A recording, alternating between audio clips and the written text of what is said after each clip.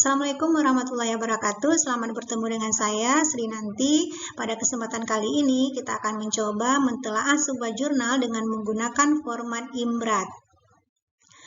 Baik sahabat YouTube semuanya, sebuah jurnal penelitian yang baik sejatinya memuat 4 komponen utama. Yang pertama itu adalah introduction atau pendahuluan, kemudian ada method atau metode, kemudian ada results atau hasil penelitian, dan ada discussion atau pembahasan, kemudian nanti akan ditutup dengan sebuah kesimpulan atau conclusion.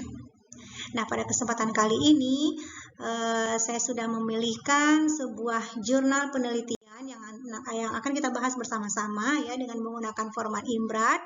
Sebuah judul penelitian yang saya pilih adalah Online Teaching and Learning in Higher Education During the Coronavirus Pandemic Student Perspective, atau pembelajaran online di perguruan tinggi di masa pandemi corona, perspektif siswa.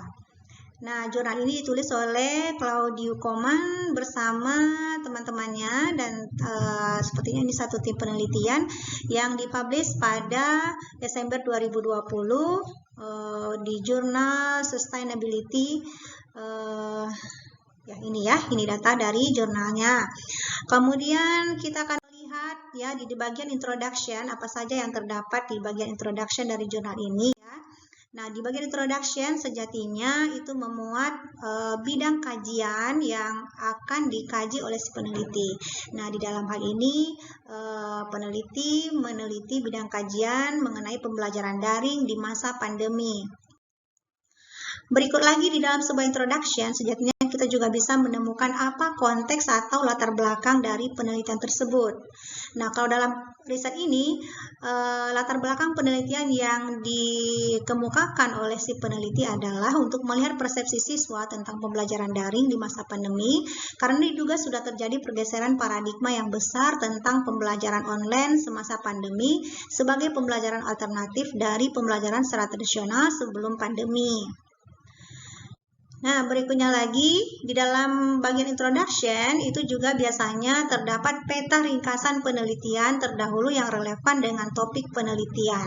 Nah, jadi di dalam bagian ini biasanya peneliti memaparkan apa saja penelitian-penelitian terdahulu yang relevan dengan topik yang sudah dia teliti. Nah, sesuai dengan yang ada di dalam jurnal yang sedang kita bahas ini, studi sebelumnya menunjukkan bahwa e-learning menawarkan banyak manfaat bagi siswa, karena jenis pembelajaran ini melibatkan keberpusatan pada siswa, lebih fleksibel, dan juga dapat meningkatkan interaksi dengan siswa dengan menyediakan media pembelajaran online seperti email, forum, obrolan, konferensi, video, dan lain-lain.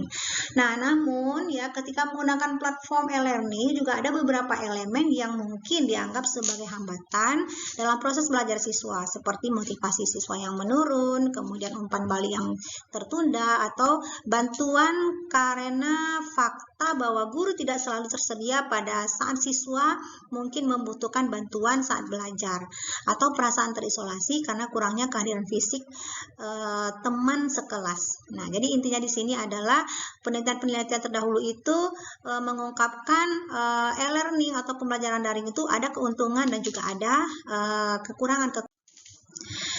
Nah, peta ringkasan penelitian terdahulu yang relevan berikutnya adalah ya sebagaimana tadi disampaikan, pembelajaran daring atau e-learning itu memiliki dampak positif juga memiliki banyak kekurangan.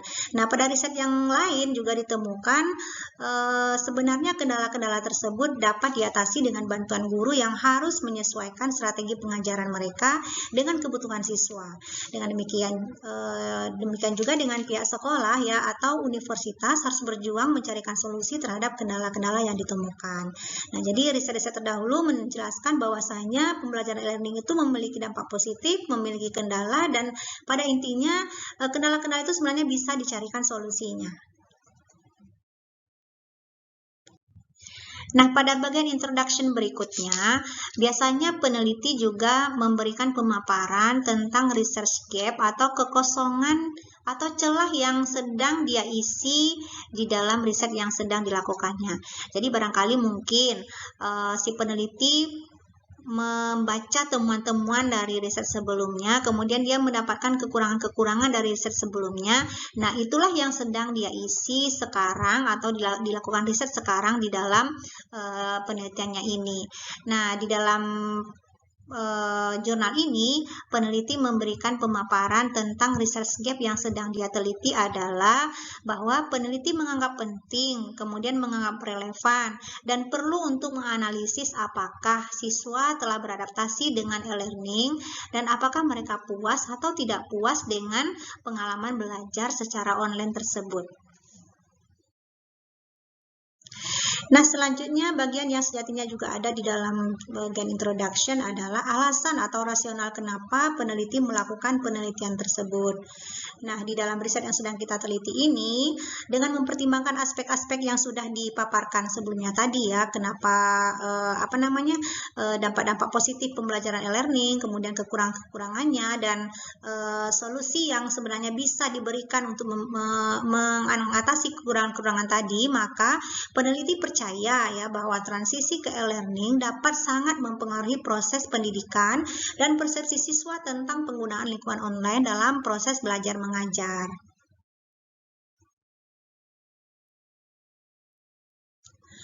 Kemudian di bagian introduction juga terdapat tujuan penelitian, pertanyaan penelitian, atau hipotesis penelitian yang diuji di dalam penelitian. Nah, dalam riset ini, tujuan dari penelitian ini adalah untuk mengidentifikasi perspektif siswa tentang pengalaman e-learning selama pandemi coronavirus untuk meningkatkan dan memperkuat sistem e-learning. Berikutnya juga penelitian ini bertujuan untuk mengidentifikasi kesulitan utama yang dihadapi siswa saat belajar online dan dalam konteks apa mereka ingin platform ini digunakan lebih lanjut oleh universitas.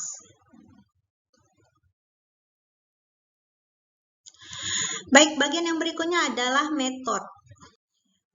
Nah, di dalam sebuah metode, sejatinya kita bisa mengetahui ya, atau mendapatkan gambaran siapa atau apa yang sedang diteliti. Nah, di dalam riset ini, penelitian ini meneliti tentang persepsi mahasiswa terhadap pembelajaran.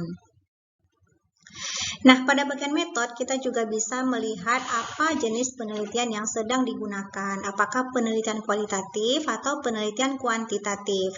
Nah, pada riset ini, penelitian yang dilakukannya adalah penelitian kualitatif karena peneliti melihat persepsi mahasiswa tentang pembelajaran daring yang sedang berlangsung pada masa pandemi coronavirus. Nah, berikutnya pada bagian metode, kita juga bisa mendapatkan gambaran apa desain penelitian yang sedang digunakan oleh peneliti atau apa alasan peneliti memilih desain tersebut. Nah, pada riset ini, desain penelitian dalam riset ini melakukan kuesioner online untuk menguji persepsi mahasiswa tentang kemampuan universitas untuk memberikan pengetahuan dalam konteks pembelajaran online eksklusif dan untuk menguji sikap mereka terhadap pembelajaran online eksklusif. Nah, berikutnya pada bagian metode, kita juga bisa mendapatkan informasi siapa populasi penelitian dan berapa jumlah informan atau sampel yang digunakan. Nah, di dalam riset ini kita melihat jumlah sampel atau informan yang digunakan oleh peneliti adalah sebanyak 762 mahasiswa yang berasal dari 2 universitas paling penting di Rumania, yaitu Universitas Transilvania Brasov dan Universitas Barat Timisoara. Nah, sampelnya terdiri dari 405 peserta dari Transilvania University of Brasov dan 357 peserta dari West University of Timisoara.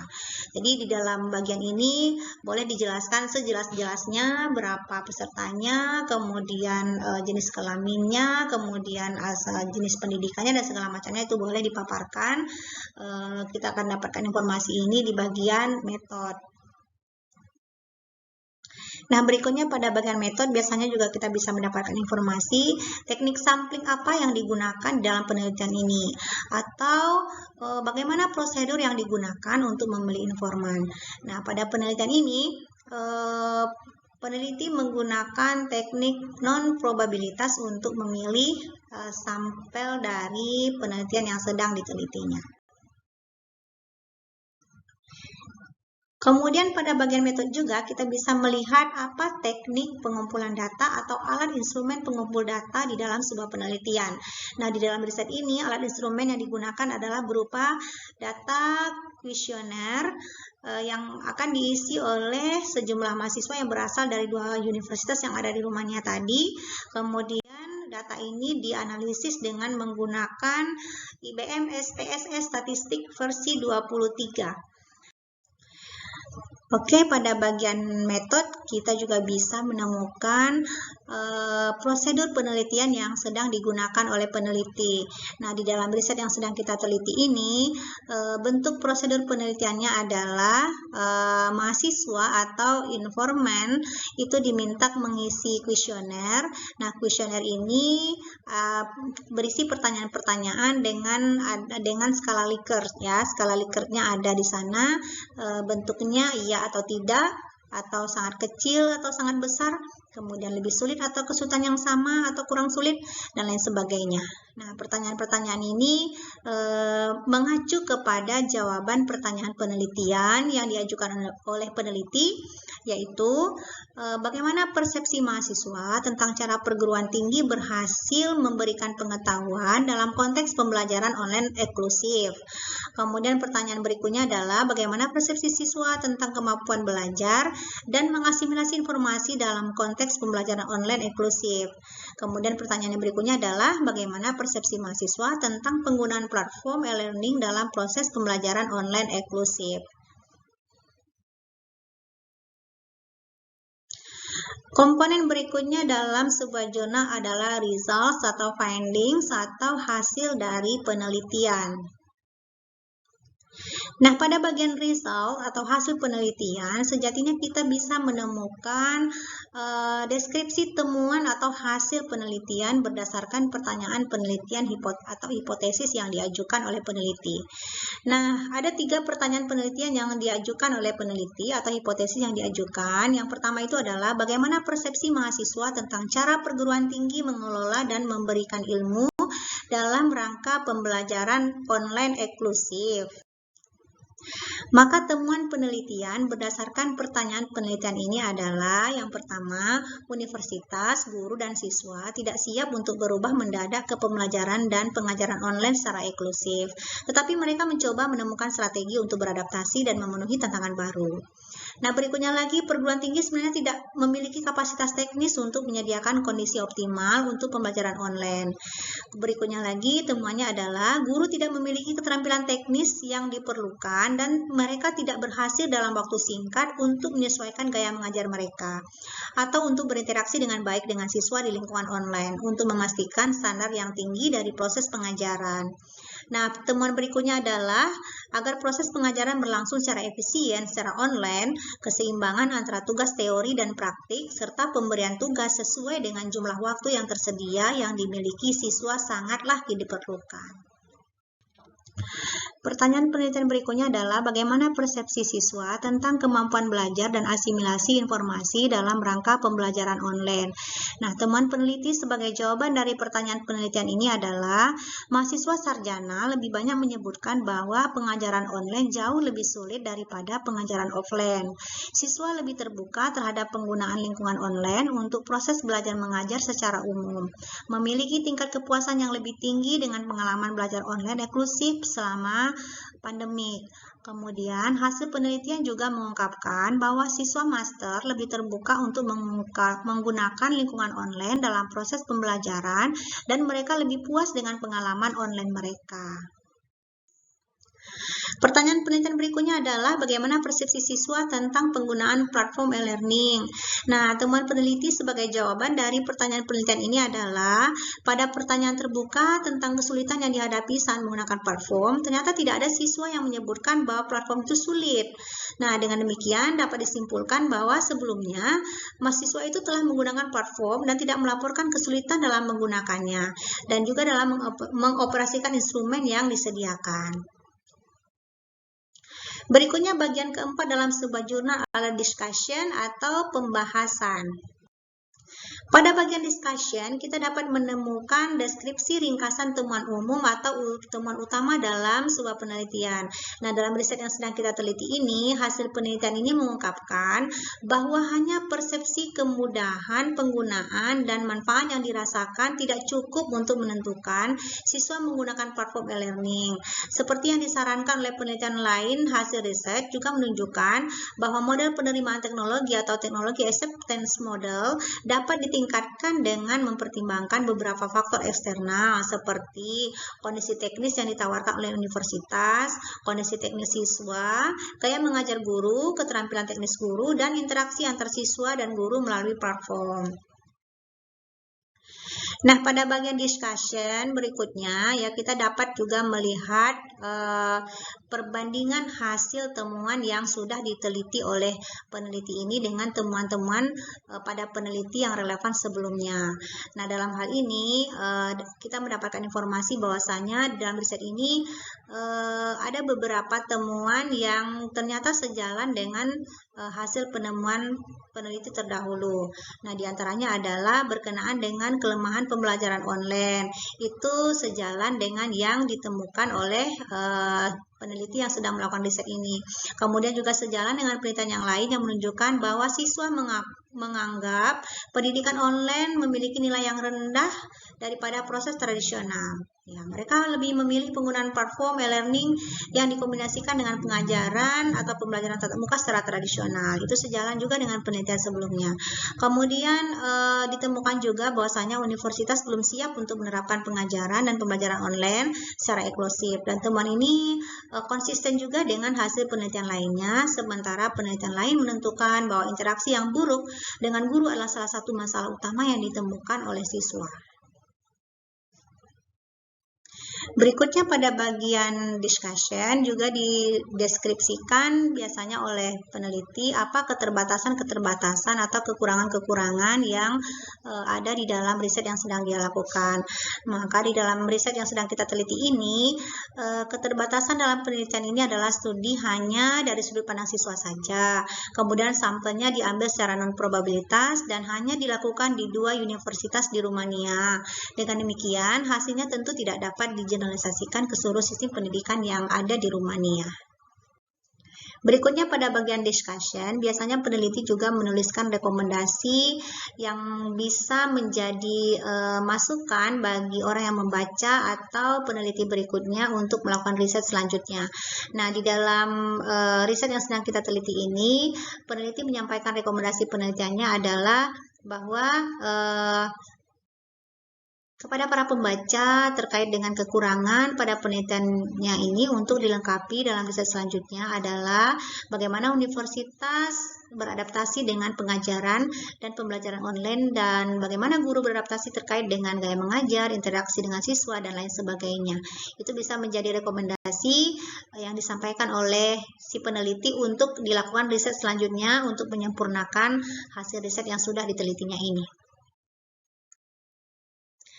Selanjutnya di bagian discussion, kita juga bisa menemukan apa temuan atau hasil penilaian utama dari penelitian ini. Nah, di dalam riset yang sedang kita teliti ini, terlihat adanya bahwa studi ini menawarkan perspektif tentang cara proses pendidikan berlangsung dalam periode perubahan mendadak dan kompleks dalam sistem pendidikan tinggi di Rumania.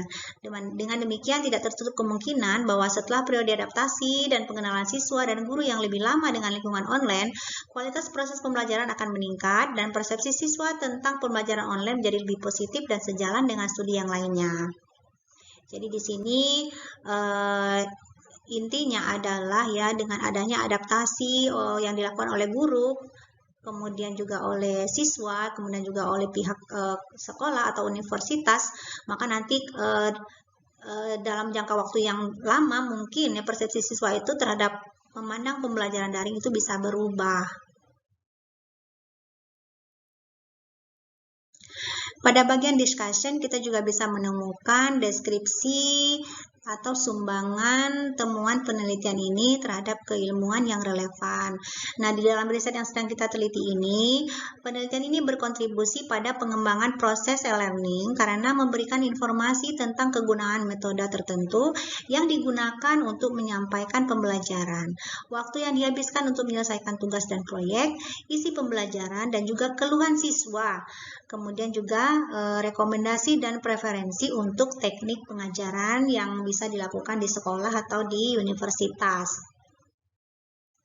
Nah, berikut ini adalah implikasi dari hasil penelitian yang dituliskan oleh si peneliti di dalam riset ini adalah hasil dari temuan penelitian mengarah pada dua kategori implikasi. Yang pertama adalah implikasi praktis, kemudian yang kedua adalah implikasi teoritis. Nah, pada tataran praktis, berupa serangkaian rekomendasi yang bermanfaat bagi guru agar mereka berhasil meningkatkan kualitas pendidikan di lingkungan online.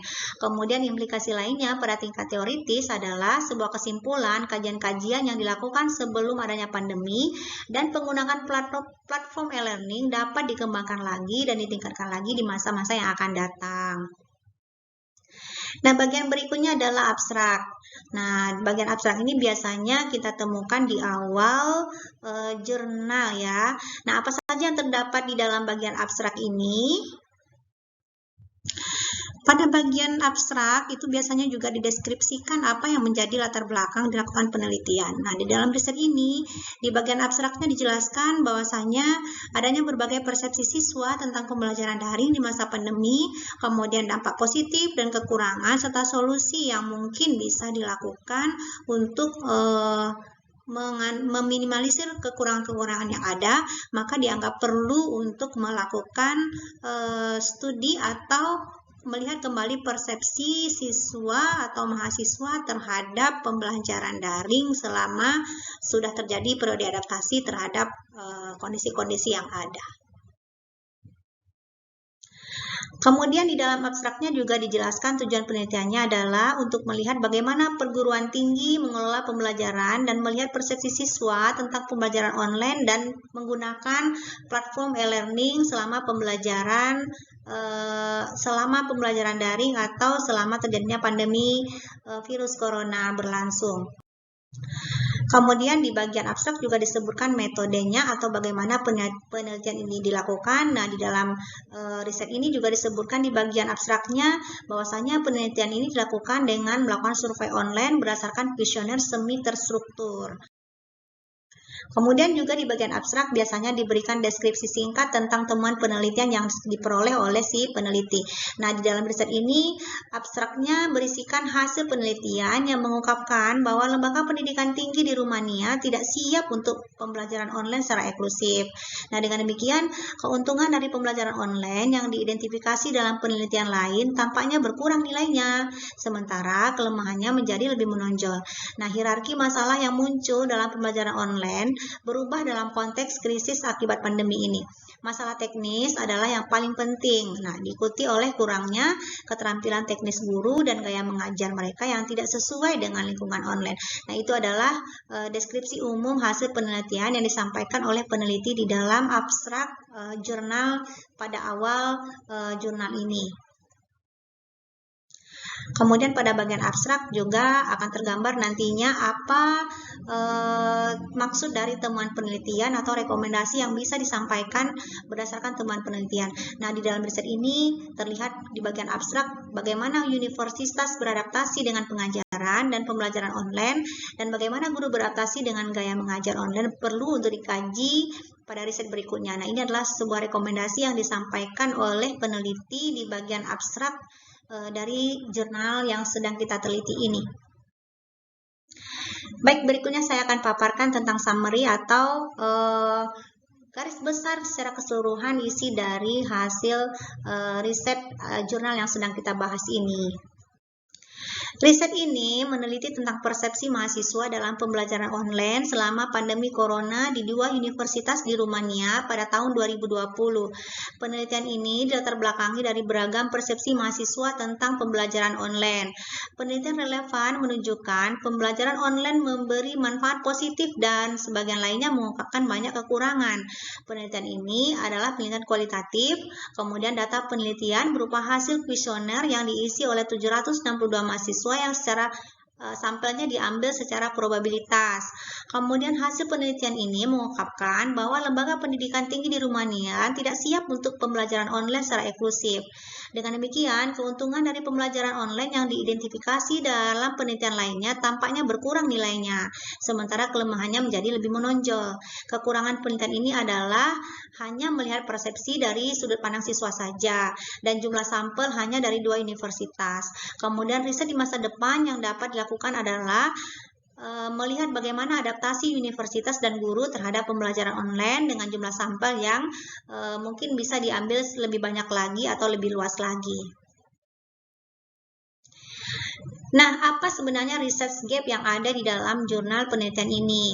Nah, menurut yang sudah saya pahami, adanya kekurangan-kekurangan dari sebuah penelitian dapat kita isi pada penelitian serupa di masa yang akan datang.